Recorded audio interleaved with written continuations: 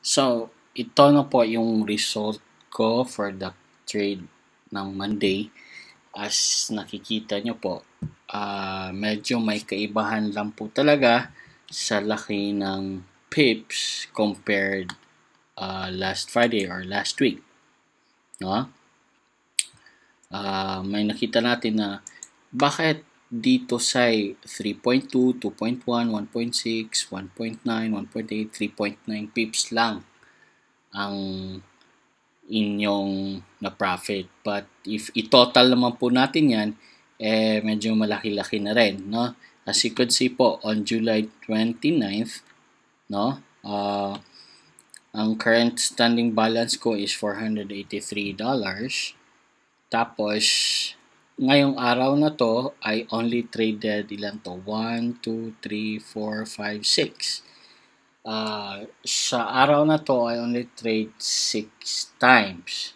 Diba?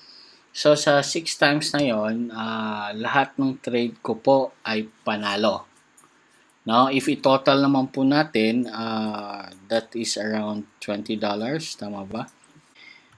If we compute that on peso, magkano? That's around 1,000. Tama na po. Pwede na po, no? $20, that's around 956 pesos, no? Mga 1,000. So, ito po na technique ang tinatawag na scalping. Bakit ako nag-scalping? Ito po ang ituturo ko sa inyo. Bakit ako nag-scalping? Again, sa trading po, marami pong technique and you have to find your right technique, yung technique na gustong-gusto nyo. But sa akin, I do have a strategy, a technique na gusto ko rin, and this is one, the scalping. So, bakit ako nag-scalping? Kasi po, if we will go to my chart, again, let's go to my chart, nakita natin sa US dollar JPY, no? Starting ang yung 731, yan, which is, tapos nag-August 1 po, nakita natin na wala masyadong movement. No? Hindi kagaya nito nung 29th o tingnan mo 28, talagang makita nyo yung movement is nag-down. Yan, 28, 29, yan, down talaga.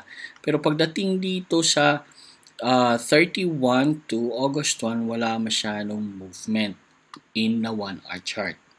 Pag ganito po kasi, if wala masyadong movement at lalo na nasa gitna sila lahat, no? Yung mga candlesticks yan, ang ginagawa po ko po is nag-scalping ako. So, I turn my chart into 5 minutes at doon po ako nag-trade sa 5 minutes.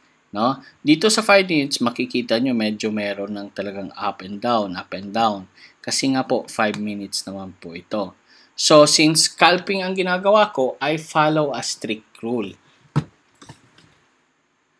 Which is yung 5, 2, 7, 3, 10, 5. So, ibig sabihin nito, if ang pips ko ay nasa 5 na, I move the stop loss into 2. So, kaya nakikita nyo, pakonti-konti lang ang nati-take profit ko niyan. No? This is a defensive trading na in which na hindi naman kayo malulugi. Pakonti-konti nga, pero profit naman po. Diba? Actually, ito ang isa sa gusto ko na trade, pinakamaganda kong trade kasi po, kung mapapansin nyo, hindi masyado pressure, konti lang na pips ang kailangan, no? But, para kumita ka ng malaki nito, dapat mo palakihin yung balance mo.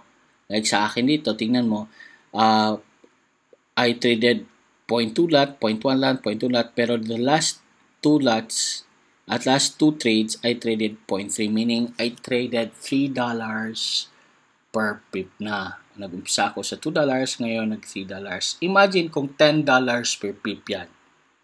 Times 20 pips, like ganito, di malaki-laki 10, 200 din yan.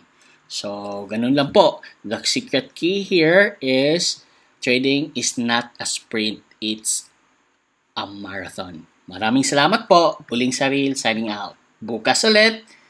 Abangan, I'll be trading the account of one of my friend. No, this is his company's account na ako po ang mag-handle, ako po ang magiging trader niya. So, this will be a live trade also, ipapakita ko sa inyo. Maraming salamat po.